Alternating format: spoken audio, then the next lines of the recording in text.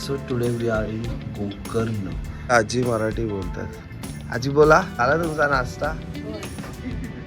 मंदिरात जायचं ना, तिथं जाऊन महादेवाचं दर्शन घेऊन मंदिरमध्ये जाऊन दर्शन घेऊ म्हटलं तर फ्रेश करून गेलं तर हे मूर्तीला हात लावायला लागणार. महाशिवरात्रीला तर गर्दी असेल ना. हो, पुष्कळ गर्दी. आजींसोबतच्या गप्पा झाल्यानंतर सकाळच्या उन्हात विटॅमिन डी मिळवण्यासाठी थोडा वेळ बीच वॉक केला. तोपर्यंत आमची बीचवाली मॅगी सुद्धा आली. त्यानंतर मस्त नहा धो के कुर्गच्या दिशेने जाण्यासाठी आम्ही रवाना झालो.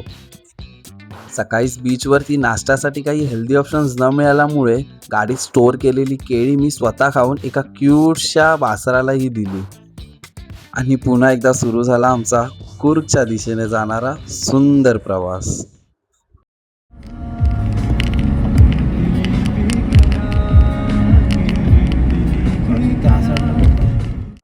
ऑलमोस्ट 150 किलोमीटर्स ड्राईव्ह झाल्यानंतर ब्रेक घ्यायच्या निमित्ताने गाडी थोडी चकाचक करून घेतली. त्यानंतर आलो पेट पूजेसाठी. साक्षी मला वाढल्याशिवाय कधीच जेवण.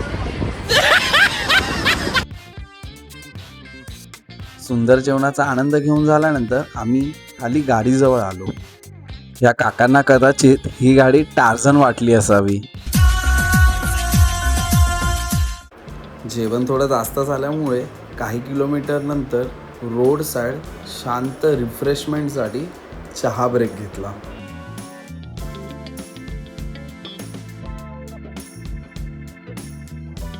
Last 140 kilometres for Coorg.